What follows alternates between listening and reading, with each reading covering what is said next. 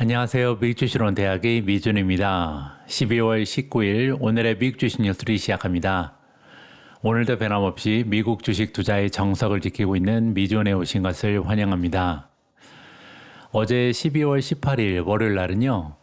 기술적인 문제로 인해서 제가 방송을 공유해드리지 못했습니다. 평소처럼 새벽에 일어나서 어제는 또 유독 힘들게 녹화를 마무리했거든요. 그리고 나서 이제 아침 식사를 하고 또 편집을 딱 하려고 앉았는데 음량이 너무 엉망이더라고요. 제가 최근에 랩탑 컴퓨터를 새로 구입했는데요. 그리고 나서 이제 세팅을 제대로 체크하지 못해서 불상사가 생겼습니다. 앞으로는 방송 초반에 항상 음량도 체크하고 여러 가지 세팅 다시 한번 점검하면서 같은 일이 없도록 주의하도록 하겠습니다. 어제 이렇게 고생스럽게 녹화를 끝내고 방송을 공유해드리지 못하니까 너무 스트레스가 쌓이더라고요. 그래서 정말 이렇게 일일이 체크하는 버릇이 너무나 중요하구나라는 것을 다시 한번 확인했습니다. 앞으로는 그런 불상사가 없기를 다시 한번 바람해 보면서 12월 19일 오늘의 미국 주식 뉴스 바로 시작합니다. 오늘도 어제 미국 증시의 시황부터 정리하도록 하겠습니다. 다우존스는 0.0 횡보를 하면서 마무리가 됐고요. S&P 500은 플러스 0.45%, 나스닥은 0.61% 꾸준한 상승을 어제도 만들어냈습니다. 자, 어제 나스닥의 상승 추세를 주도했던 성장주의 이름을 살펴보겠습니다.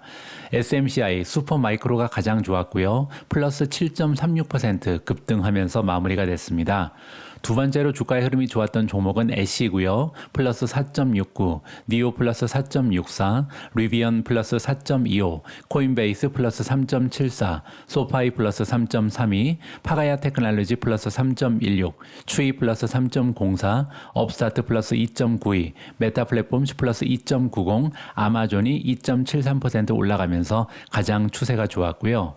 지난 일주일 동안 성적을 보면 SMCI가 지금 10.07% 상승했고요. 그 밖에도 리비안이 플러스 19.9, 소파이도 15%나 급등했습니다.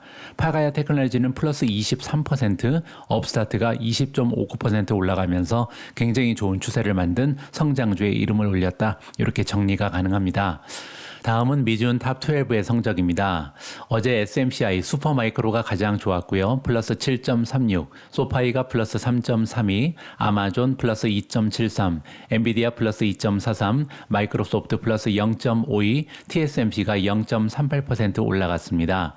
반면 떨어진 종목도 많았는데요. 우버가 마이너스 0.21, 나비타스 마이너스 0.37, 테슬라 마이너스 0.56, 인피니언 마이너스 0.95, 팔란티어 마이너스 1.98, 온세미가 2.21% 떨어지면서 가장 좋지 않았습니다. 지난 일주일 동안 주가 흐름을 보시면요. 지금 딱 한 종목, 마이크로소프트만 마이너스를 기록했고요. 나머지 11종목은 모두 상승 추세를 만들어냈습니다.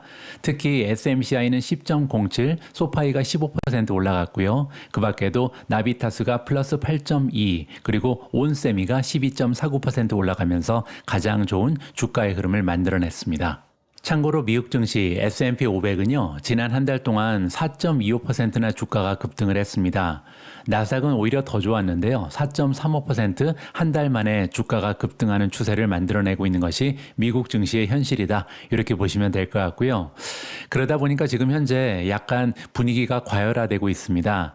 Fear and Greed 인덱스를 보시면요. 공포 탐욕 지수죠. 보시면 이제 77을 찍으면서 익스트림 그리드, 따라서 지금 시장 참여자들이 극심한 탐욕에 빠져 있다. 이런 식으로 지금 이 지수는 알려주고 있다는 점을 참고하시면 좋을 것 같습니다. 실제로 RSI 지수를 보시면요. 스파이로 들어가서 우리가 모멘텀을 확인해 보면 좋을 것 같은데요. 가장 아래쪽에 가시면 Relative Strength 인덱스가 있죠. 지금 현재 스파이, 즉 S&P 500을 대변하는 지수를 추정하는 ETF는요. RSI 지수가 75.4를 찍고 있습니다. 따라서 굉장히 큰 폭으로 과매수돼 있다. 이렇게 평가가 가능한 거고요. 다음은 QQQ도 한번 보도록 하겠습니다. QQQ 역시 모멘텀의 가장 아래쪽에 가시면 RSI 지수가 나오는데요. 자, 지금 현재 QQQ 같은 경우는 무려 77.3입니다. 따라서 미국 증시 전반적으로 지금 과매수된 상태를 보이고 있다. 이 점도 아울러서 참고하시면 좋을 것 같습니다. 오늘 첫 번째로 공유드릴 기사는 미국 증시에 대한 전망인데요. 굉장히 흥미진진한 역사적 사실을 우리가 만나볼 수가 있습니다. 앞에서 제가 QQQ도 그렇고 스파이도 그렇고 굉장히 과매수되어 있는 상태다 이런 말씀을 드렸잖아요. 그런데 지금 과매수 종목이 너무나 넘쳐나는 미국 증시는 오히려 좋은 신호가 될 수도 있다라고 합니다. 무슨 얘기인지 한번 살펴보시죠. 현재 S&P 500을 구성하는 500대 기업들은요, 절반 가까이가 상대 강도 지수, Relative Strength Index가 70 이상을 보이면서 과매수로 간주되는 수준이라고 합니다. 제가 방송에서 여러 번 말씀드린 것처럼 Relative Strength Index는요, 지난 14일을 기준으로 합니다. 따라서 지난 14일의 거래일 동안 얼마나 많은 폭으로 그리고 얼마나 빠르게 주가가 변동을 했는가 이걸 보여주는 지표거든요. 만약에 RSI가 70 이상으로 올라가게 되면 지금 지나치게 뜨겁다. 따라서 조만간 조정이 발생될 가능성이 있다. 이렇게 우리가 짐작을 해볼 수가 있는 거고요. 만약에 RSI 지수가 30 이하로 떨어지게 되면 지나치게 과매도되었다. 따라서 조만간 반등이 가능하다. 물론 이제 기술적인 분석입니다. 자, 따라서 지금 현재 하나의 사실은 뭐냐면요. S&P 500을 구성하는 500대 기업 중에 거의 절반 정도가 과매수 상태다. 엄청나게 뜨겁다. 이렇게 우리가 정리를 해볼 수가 있겠죠. 자, 따라서 부정적인 신호가 아닐까. 이렇게 우리가 짐작을 해볼 수가 있는데요. 그렇지만은 않다라고 합니다. 제프리즈에서 일하고 있는 주식 상품 관리 수석 부사장 앤드류 그린바움이 나오는데요. 이 전문가가 과거에 굉장히 재미있는 통계 하나를 우리에게 전달해주고 있습니다. 1990년 이후에 따라서 지난 33년간 S&P 500 구성 종목의 45% 이상이 RSI를 70 이상 초과 매수한 경우는 단 4번밖에 없다라고 합니다. 따라서 지금 현재 역사적으로 굉장히 드문 현상이 나타났다. 이렇게 볼 수가 있는 거죠. 자, 그런데 이렇게 RSI가 70을 넘어가면요. 특정 종목이 과매수됐다. 굉장히 좀 신뢰할 만한 신호라고 합니다. 그런데요. 지수의 절반이 이렇게 과매수되면 오히려 좋은 신호가 될 수 있다. 이렇게 설명을 하고 있습니다. 자, 그 근거가 뭐냐면요. 과거에 같은 일이 일어났을 때 지난 33년간 4번 일어난 일이라 그랬죠. 그런데 그 이후에 12개월 수익률을 보면요. 평균적으로 미국 증시는 13% 상승을 보였다고 합니다. 그리고 중요한 것은 모든 경우에 플러스 수익률을 기록했다. 따라서 1년 후에 보면 주가가 떨어져 있는 적이 단 한 번도 없었다. 이렇게 정리가 가능한 거죠. 그리고 이번에는요. 45%가 아니라 그 기준을 조금 낮춰보도록 하겠습니다. 지난 33년간 S&P 500 기업의 30% 이상이 과매수 영역에 있었던 21번의 기간이 있었는데요. 이때는 평균 1개월 수익률은 1% 마이너스를 보였고요. 하지만 12개월 동안의 평균 수익률은 무려 12%를 보였다고 합니다. 따라서 정리를 해보면요. 물론 이제 RSI 지수가 지나치게 높다. 그리고 전체적으로 시장을 구성하는 많은 종목들이 RSI 지수가 70을 넘어갔다는 것은 지금 과매수된 종목이 너무나 많다. 이렇게 부정적으로 설명이 가능합니다. 자, 그런데요. 이 과매수, 과매도라는 것은 어디까지나 기술적인 분석이잖아요. 따라서 단기적으로는 주가의 흐름이 좋지 않을 가능성도 있지만 조금 더 중기적으로 보면요. 오히려 많은 종목들이 과매수됐다는 것은 지금 현재 시장의 외적인 상황이 너무나 좋다. 따라서 많은 종목들이 최고점을 향해서 달려가고 있는 그런 신호로 우리가 해석이 가능하다고 합니다. 자, 여기 정리가 돼 있죠. 핵심은 이것입니다. 과매수 지점에 뛰어들면 화상을 입을 수 있지만 이는 주식의 새로운 사상 최고치를 향한 과정의 시작을 알리는 신호가 될 수 있다. 따라서 긍정적으로 해석이 가능합니다. 여러분도 잘 알고 계신 것처럼 미국 증시에는 두 마리의 동물이 등장합니다. 하나는 불이고요. 또 하나는 베어죠. 불이라는 것은 상승론자를 대변하는 거고요. 베어라는 것은 하락론자를 얘기합니다. 그리고 이제 굉장히 유명한 베어 중에 한 명이 마이크 윌슨이잖아요. 자, 그런데 전통적으로 항상 부정적인 얘기만 했던 마이크 윌슨이 2024년에 관련해서 굉장히 낙관론적인 입장을 취했다라고 합니다. 자, 무슨 얘기는 했는지 한번 들어봐야겠죠. 월가의 최대 베어 하락론자가 이제는 불로 돌아선 것일까? 이렇게 질문하고 있습니다. 모간 스탠리의 최고 주식 전략가인 마이크 윌슨은요. 연방준비제도 이사회 연준이 미국 경제를 시장의 스위트 스팟으로 이끌 수 있다. 이렇게 고객들한테 얘기했습니다. 따라서 상황이 계속해서 호전될 가능성이 높다. 이렇게 얘기를 한 거죠. 마이크 윌슨이 얘기하기를 중앙은행이 그들의 임무에 성공한다면 이 얘기는요. 연준이 그들의 임무라는 것은 리세션에 빠지지 않으면서 인플레이션을 잡는 것을 얘기하죠. 자, 그렇게 될 수 있다면 2023년에 S&P 500 지수 지수보다 실적이 저조했던 섹터가 있습니다. 뭐 예를 들어서 소형주라든지 다른 시장이 있는데 이런 부분이 앞으로 11월 초에 시작된 모든 것이 상승하는 랠리가 둔화될 조짐을 거의 보이지 않기 때문에 계속해서 상승할 수 있다. 이러한 주장을 피고 있습니다. 따라서 두 가지 얘기를 한 거죠. 첫 번째로 앞으로도 미국 증시는 계속 달릴 가능성이 있다. 이게 첫 번째고요. 두 번째로 앞으로 주도주는 소형주라든지 다른 쪽에서 나올 것이다. 이러한 주장이라고 이해가 가능합니다. 마이클 윌슨은 또한 연준이 주로 인플레이션에 초점을 맞추던 것에서 벗어나서 이제부터는요, 경제 성장 궤도를 유지하는 방향으로 전환한 것으로 보인다고 지적했습니다. 이 부분이 굉장히 긍정적이라는 거죠. 중앙은행이 인플레이션 재가속화를 유발하지 않고 미국 경제의 연착륙에 성공한다면 금리 변화와 경제 전망에 더 민감한 경향이 있는 소형주 같은 주식은요, 11월에 시작된 놀라운 반등 랠리를 기반으로 반등할 준비가 되어 있다. 이렇게 주장합니다. 자, 그렇기 때문에 제가 방송에서 몇 번 보여드린 것처럼 최근 들어서 러셀 2000 ETF의 성과가 굉장히 좋습니다. 10월 31일 이후에 20% 가까이 상승 추세를 보이고 있는데요. 같은 기간에 S&P 500은 12.5% 올라갔기 때문에 거의 2배 가까운 성적을 보이고 있다. 이렇게 우리가 짐작을 해볼 수가 있는 거죠. 마이클 윌슨이 또한 얘기하기를 연준이 인플레이션의 목표치인 2%까지 낮추는데 크게 신경 쓰지 않고 만약에 경제 성장을 유지하는데 더 집중하기 시작하면 연착륙 가능성이 점점 높아지기 때문에 이는 주식시장의 커다란 호재다. 이렇게 평가를 하고 있습니다. 인플레이션이 더 높은 수준에서 안정화되면 소형주라든지 순환주, 저품질 주식은 뭐냐면요. 아직까지 적자를 보는 그런 주식들을 얘기합니다. 따라서 우량주의 반대말이라고 보시면 되고요. 이런 주식들이 앞으로 수혜자가 될 수 있다라는 주장입니다. 물론 이제 인플레이션 통계가 여전히 목표치를 상회하고 있는 상황이기 때문에 미지수다라고 얘기합니다. 그 얘기는요, 만약에 인플레이션 지수가 다시 상승하기 시작하면 연준은 방향을 언제든지 다시 바꿀 수 있다. 이렇게 해석이 가능한 거죠. 특히 마이클 윌슨은요, 과거 연준이 금리를 인하했을 때 주식시장이 어떻게 움직였는지 여기에 대한 통계를 제시하면서 이제 S&P 500 지수가 더 상승할 여지가 있다. 이러한 결론을 도출했다고 합니다. 자, 바로 이 차트인데요. 이 차트의 가장 왼쪽을 보시면 과거에 연준이 금리 인상 사이클을 맞추고 금리가 피크를 찍었던 7번의 기간이 나옵니다. 1969년, 1973년, 1981년, 1984년, 1994년, 2006년, 그리고 2018년이 나오는데요.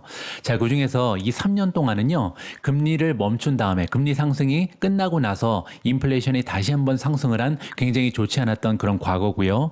나머지 4년, 1984년부터 2018년까지는요, 연준이 금리 상승을 멈추고 나서 인플레이션이 그대로 계속해서 떨어진 굉장히 좀 긍정적인 추세가 발견된 해입니다. 자, 그런데 만약에 이제 기준금리가 피크를 찍고 앞으로 인플레이션이 다시 한번 가속화되지 않는다면요, 역사적인 통계를 봤을 때 미국 증시는 S&P 500을 기준으로 3개월 후에는 무려 6.6% 급등을 했고요. 6개월 이후에는 10%, 9개월 이후에는 16.8%, 그리고 1년 이후에는 21.8% 평균적으로 상승을 했습니다. 따라서 이 통계를 봤을 때 마이클 윌슨까지도 앞으로 다가오는 미래에 만약에 연준이 리세션에 빠지지 않고 인플레이션을 잡을 수만 있다면, 다시 한번 인플레이션이 가속화되지 않는다면 앞으로 1년 동안은 미국 증시가 좋은 추세를 보일 것이다. 이렇게 정리가 가능할 것 같습니다. 다음으로 준비된 기사는 팔란티어 관련된 소식이고요. 팔란티어가 1억 1,500만 달러 정도의 추가 계약을 체결했다는 반가운 소식입니다. 그런데 여기 제목을 보시면 예상치 못했다라는 말이 써 있죠. 무슨 얘기인지 한번 들어보시죠. 팔란티어가 최대 1억 1,500만 달러에 달하는 계약을 체결했는데요. 구체적인 이름이 여기 나와 있죠. 미 육군과의 벤티지 데이터 관리 프로그램입니다.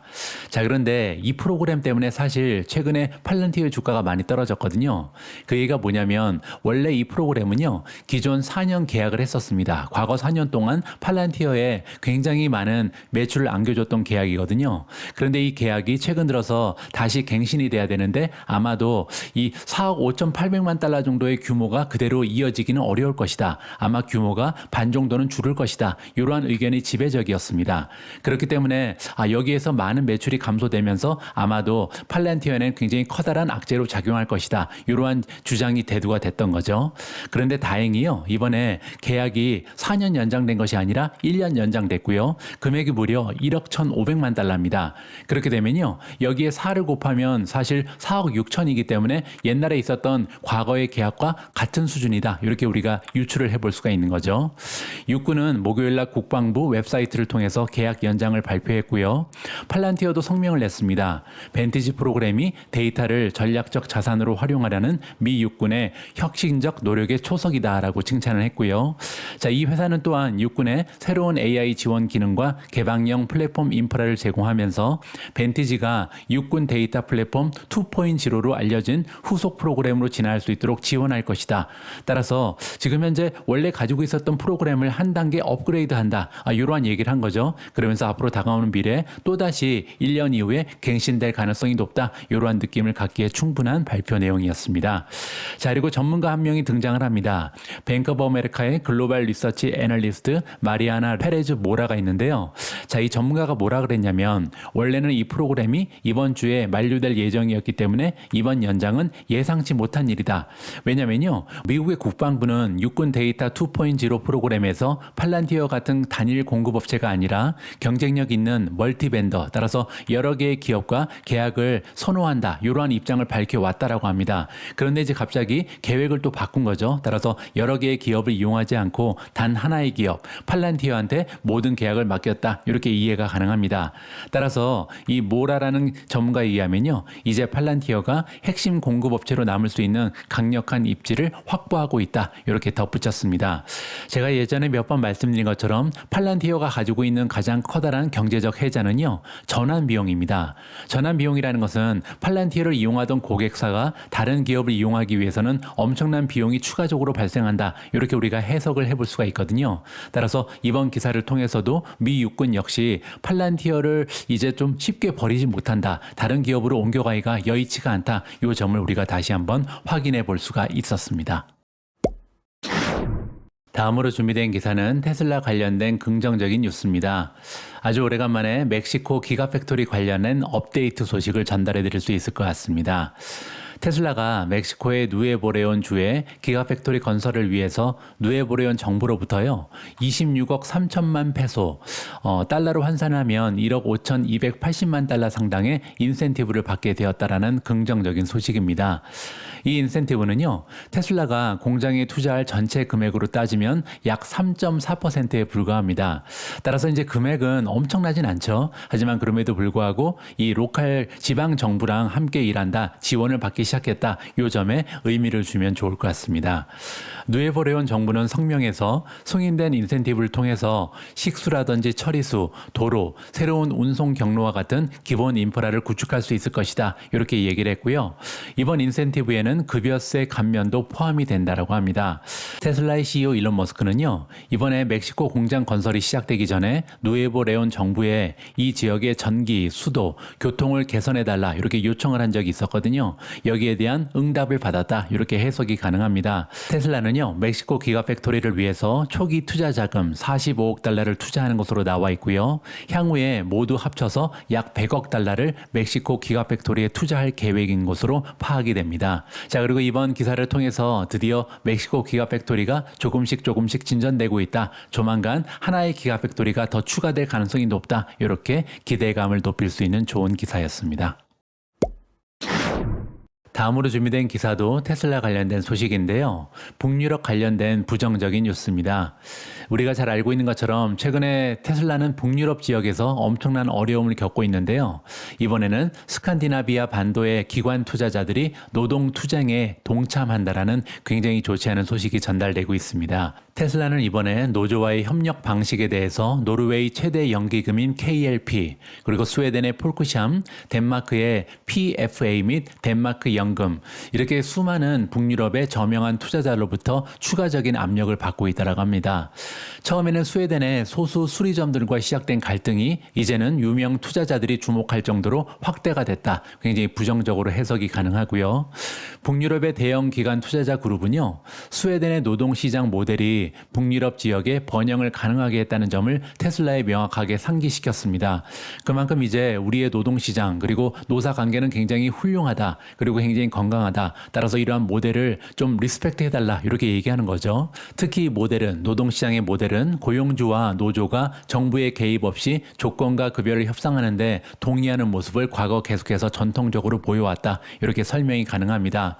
한 투자자 그룹은요, 우리는 북유럽 투자자로서 10년 이상 지속된 단체 교섭의 전통을 인정하며 테슬라가 노조에 대한 현재의 접근 방식을 제고해 줄 것을 촉구한다. 이렇게 발표를 했습니다. 스웨덴에서는요, 지금까지 총 15개의 노조가 IF 금속 노조의 요청에 따라서 파업에 동참한 사항이고요. 운송업체들은 차량 배송을 거부하고 있습니다. 지난 한 주 동안 스칸디나비아의 다른 지역에서도 더 많은 노조가 스웨덴 시장의 고객들을 위해서 테슬라 차량을 하역하거나 운송하지 않겠다 이렇게 약속을 하고 있는 상황이고요. 따라서 굉장히 어려운 상황이 지속되고 있는 거죠. 자, 이번에는요, 웨드부시의 애널리스트 댄 아이브즈의 해설을 좀 들어보면 좋을 것 같습니다. 댄 아이브즈의 의견에 따르면요, 테슬라의 스칸디나비아의 상황은 지리적으로 제한된 상황처럼 보일 수 있다. 하지만 더 나아가서는요, 전 세계 노조의 중요한 피뢰침 문제가 될 수 있다라고 경고의 메시지를 날리고 있습니다. 이 얘기가 뭐냐면요, 테슬라가 만약에 현재 진행 중인 분쟁에 대해서 노조에 굴복을 한다면 결국은 2024년이 돼서는 전미 자동차 노조, 미국의 UAW를 얘기하는 거죠. 그리고 미국 전역으로 번질 수 있는 산불이 될 수도 있다. 따라서 쉽게 양보할 수 없는 이슈라는 거죠. 그런데 이제 문제는 스칸디나비아 반도에서 만약에 강경한 태도를 취한다면 그렇게 돼도요, 테슬라는 브랜드에 굉장히 커다란 타격을 받을 수가 있고 또한 궁극적으로 유럽 판매에 위험을 초래할 수 있다. 따라서 어떻게 보면요, 사면 초가에 빠져 있는 것이 테슬라의 입장이다. 이렇게 설명이 가능합니다. 자, 주주 입장에서는요, 자, 이럴 때 테슬라의 경영진이 얼마나 현명한 대안을 가지고 등장할지 이 부분에 관심을 가질 필요가 있습니다. 우리가 투자하는 기업의 경영진의 능력을 테스트할 수 있는 하나의 계기가 될 수도 있다. 따라서 조만간 경영진이 어떠한 굉장히 스마트한 아이디어를 가지고 이 북유럽의 이슈를 잘 해결해 줄 것이다. 이렇게 한번 기다려 보도록 하겠습니다. 다음에도 파업 관련된 뉴스인데요. 이번에는 아마존입니다. 스페인의 아마존 물류센터 노동자들이 임금 문제로 3일간 파업을 계획하고 있다. 이러한 내용이고요. 스페인 북부에 있는 대형 온라인 리테일 업체 아마존의 물류센터에서 일하고 있는 스페인 노동자들은요, 스페인 어린이들이 명절 선물을 받는 1월 6일 날 에피파니 축제일이 있는데요. 이 축제일을 앞두고 3일간 파업을 계획하고 있다. 이렇게 노동조합 LAB가 밝혔습니다. 프랑스와 스페인 국경에 위치한 바스크 지방의 프라파가 센터에서 일하고 있는 160명의 노동자들은요, 1월 3일부터 1월 5일까지 임금 인상을 요구하면서 파업을 벌일 계획이다. 이렇게 발표가 나왔습니다. 대부분의 노동자를 대표하는 고존 마르타라츠 LAB 노조위원장이 얘기를 했고요. 우리는 인플레이션에 따른 임금 인상을 원합니다. 2025년까지 예상되는 연간 3%보다 높은 임금 인상을 원한다. 이렇게 주장이 나와 있고요. 아마존은요, 로이터 통신의 질의에 대해서 입장 표명을 했는데요. 트라파가 센터의 근로자들은 경쟁력 있는 임금과 복리 후생을 받고 있다. 따라서 우리는 양보하지 않겠다. 이러한 입장을 고수한 것으로 나와 있습니다. 앞에 나왔던 테슬라의 북유럽 문제도 그렇고요. 지금 우리가 살펴보고 있는 아마존의 파업 문제도 그렇고, 물론 이제 직접적인 관련 없지만 제가 볼 때는요, 앞으로 다가오는 미래에는 우리가 투자하고 있는 테크 기업 관련해서 노조에 대한 문제가 굉장히 좀 많이 불거질 가능성이 높다라고 예상을 합니다. 그 이유가 뭐냐면요, 우리가 지금 미국의 테크 기업에 투자하는 이유가요, 바로 효율성이라든지 생산성이 앞으로 굉장히 현저하게 나아질 가능성이 높다. 이러한 기대를 가지고 투자를 하고 있잖아요. 그 얘기는 아마도 많은 사람들이 잡을 잃을 가능성이 높다. 많은 사람들이 일자리를 잃고요, 계속해서 어려운 상황에 처해질 가능성이 높습니다. 물론 이제 인공지능이라든지 이 로보틱의 발전으로 인해서 새롭게 추가되는 일자리도 있겠죠. 하지만 이러한 일자리는요, 다른 사람들에 의해서 메꿔질 가능성이 높습니다. 따라서 지금 현재 이러한 테크 기업에서 일하고 있는 사람들이 이러한 자리를 메꾸기는 굉장히 어려운 상황이 될 수도 있다. 따라서 생계가 달려있는 문제이기 때문에 앞으로 많은 기업들이 점점 더 고도화된 인공지능이라든지 아니면 로보틱으로 이동을 하면서 생산성을 극대화시키기 위해서는 많은 사람들의 희생이 나타날 가능성이 높다. 그런 의미에서요, 앞으로 우리가 투자하는 기업들이 노사관계를 얼마나 잘 현명하게 대처하는가, 이 부분도 많은 관심을 가지고 지켜볼 필요가 있을 것 같습니다. 오늘 마지막으로 준비된 기사는 애플 관련된 소식이고요. 중국 내에서 아이폰의 금지 조치가 확대되고 있다라는 안 좋은 소식입니다. 자세한 내용을 한번 읽어보시죠. 블룸버그 뉴스에 따르면요. 더 많은 중국 기관과 정부 지원 기업이 직원들한테 아이폰이라든지 다른 기타 외국 기기를 업무에 반입하지 말라 이렇게 명령이 떨어졌다고 합니다. 블룸버그는요. 이번 소식을 세계 최대 모바일 시장의 일부에서 애플 그리고 삼성전자를 차단할 수 있는 전례 없는 금지 조치이다. 굉장히 좀 커다랗게 해석을 하는 것 같고요. 최소 8개 주에 걸쳐서 국영기업과 정부 부처가 직원들한테 현지 브랜드를 취급하도록 지시했다라고 합니다. 따라서 외국 기기 쓰지 마라. 이제 중국 거만 사용하자. 이렇게 좀 독려하고 있다는 거죠. 그 얘기는요. 일부의 기관에서 직원들한테 외산 기기를 집에 두고 오라고 지시했다는 5월 달보다 한 단계 더 나은 것이다. 따라서 사회적으로 점점 이러한 움직임이 퍼져가고 있다. 이렇게 해석이 가능한 겁니다. 그리고 또 하나 이러한 움직임은요. 화웨이 테크놀로지에서 만든 디바이스의 인기가 다시 높아지는 시기와 맞물려 있다. 이것도 하나의 또 악재로 작용할 수가 있겠죠. 따라서 애플이나 삼성폰이 없어도 이제는 화웨이를 쓰면 된다. 이러한 인식이 지금 중국 내에서 확장되고 있다. 이렇게까지 해석이 가능합니다. 지난 9월 달에 블룸버그는요. 중국이 아이폰 사용 금지를 여러 국영기업 그리고 기관으로 확대할 것이다. 이러한 보도 내용을 날린 적이 있는데요. 그때 이제 마우닝 외교부 대변인은요. 애플이나 외국 브랜드 휴대폰 금지를 하는 법이나 규정을 발표한 적이 없다. 이렇게 반박을 한 적이 있습니다. 하지만 이런 문제가 다시 한번 불거지는 것 봐서는 이게 아니 땐 굴뚝에 연기 나랴 뭐 이거죠. 자, CT는요. 이전에 공무원의 아이폰 사용을 금지하는 방안이 거의 효과가 없을 것이다. 이렇게 주장한 바가 있습니다. 그 이유가 뭐냐면요. 중국 내 아이폰 판매의 대부분은 기업이 아니라 일반 소비자를 대상으로 이루어진다. 그리고 정부 구매는 중국 내 전체 아이폰 매출의 1% 미만이다. 따라서 아무런 영향 없으니까 걱정하지 말라. 이러한 의견을 주장을 했거든요. 하지만 저는 생각이 좀 다릅니다. 왜냐하면 중국은 보통 한국에 비해서 20년, 한 30년 정도 뒤처진 나라입니다. 따라서 예전에 20, 30년 전에 한국에 어떤 일이 있었는지 그때를 좀 기억해 보면 중국의 지금 상황을 우리가 유추해 볼 수가 있거든요.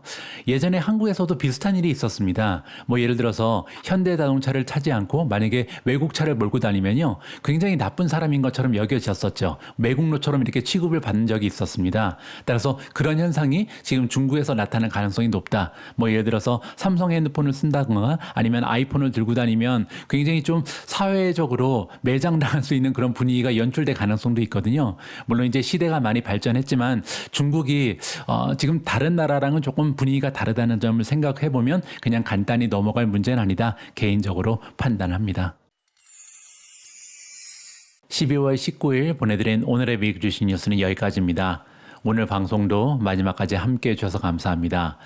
아무래도 이제 녹화 기기가 바뀌었기 때문에 음량이라든지 뭐 음향에서 약간의 차이가 있을 수 있거든요. 여러분들 혹시 방송 보시면서 피드백이 있으시면 댓글을 통해서 남겨주시면 많은 도움이 될 것 같습니다. 자, 저는 내일 다시 여러분들 투자 활동에 도움될 수 있는 다양한 기사 모아서 다시 인사드리겠습니다. 우리 모두가 미국 주식 투자로 은퇴하는 그날까지 다 함께 화이팅입니다. 행복한 하루 되세요. 감사합니다.